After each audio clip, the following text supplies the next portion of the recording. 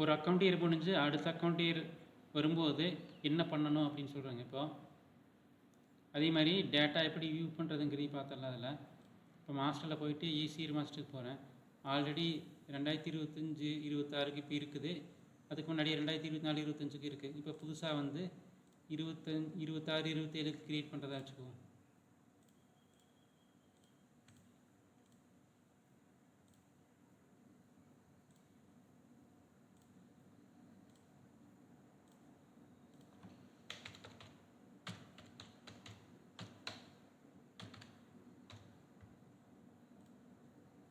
இப்போ சேவ் ஆயிடுச்சு. இப்போ எந்த வவுச்சருக்கு போனாலும் நோ ரெக்கார்ட்ஸ் ஒன் வருது. ஏன் அப்படின்னா இதை பார்த்து நீங்கள் வந்து டேட்டாலாம் காணாமல் போயிடுச்சுன்னு நினச்சிக்க வேண்டாம். இதெல்லாம் என்ன இருக்குன்னா இப்போ நம்ம போட்ட அக்கௌண்ட் இயரில் அதுதான் டிஃபால்ட்டாக செட் ஆகிருக்கு. இப்போ வந்து பழைய இதெல்லாம் வந்து இப்போ எது செட்டாக இருக்குதோ, எது டிஃபால்ட்டாக செட் ஆகிருக்கோ அந்த டேட்டா மட்டும் தான் காட்டும். இப்போ வந்து நான் 25 26 செட் பண்ணுறேன் அப்படின்னா இப்போ போய் பார்த்தீங்கன்னா 25 26 இருக்கிற டேட்டாஸ் வரும். மறுபடியும் அக்கௌண்ட் இயர் மாதத்தில் போயிட்டு இப்போ நான் உங்களுக்கு முன்னாடி காமிச்சிடறேன். சேல்ஸில் பார்த்தீங்கன்னா 14 பில் போட்டிருக்கோம். இந்த 2025 26ல் ஏசிஆர் மாதத்தில் போயிட்டு 24 25 செட்டு கிளிக் பண்ணுறேன். இப்போ சேல்ஸுக்கு போனீங்கன்னா இது வந்து 24 25 போட்ட பில்ஸ் வருது. அதாவது 122 பில் போட்டிருக்கு, அதை காட்டுது. அதனால் நீங்கள் அதை ஈஸியர் மாஸ்டர் அப்படிங்கிறது வந்து இயர்லி ஒன்ஸ் க்ரியேட் பண்ணால் போதும்.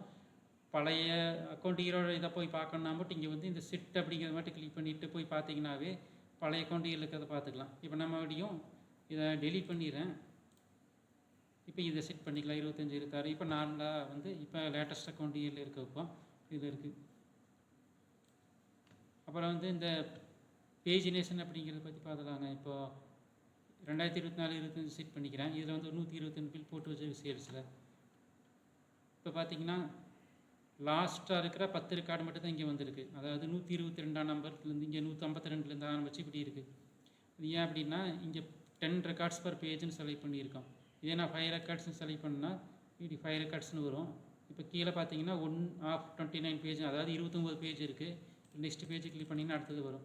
இதுவே 10ன்னு கொடுத்தீங்கன்னா ஒரு பேஜுக்கு 10 வரும். இப்போ 15 பேஜ் இருக்குது.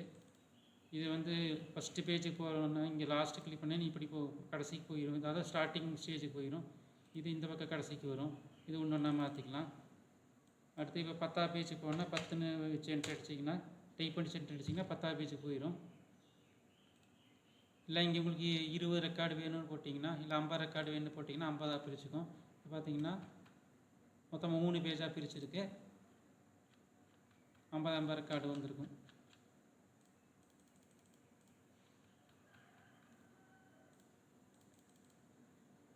இன்னொன்று வந்து நீங்கள் இந்த 122 பில் வந்துருக்கு, ஆனால் 3 பேஜாக வந்துருக்கு இல்லையா? அது என்ன ரீசன் அப்படின்னா நடுவில் வந்து ஒரு 10 பில்லுக்கு மேலே டெலீட் ஆகிருக்கு. ஆக்சுவலாக இங்கே இருக்கிறது வந்து ஒரு 150 ரெக்கார்டுக்குள்ளே தான் இருக்கும்.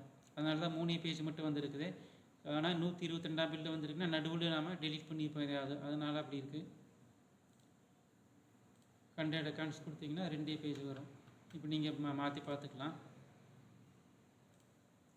அதே மாதிரி 10 ரெக்கார்டுன்னு வச்சுருந்தீங்கன்னா இப்போ எக்ஸாம்பிளுக்கு நான் இந்த அக்கௌண்ட் ஏரியா செட் பண்ணிக்கிறேன்.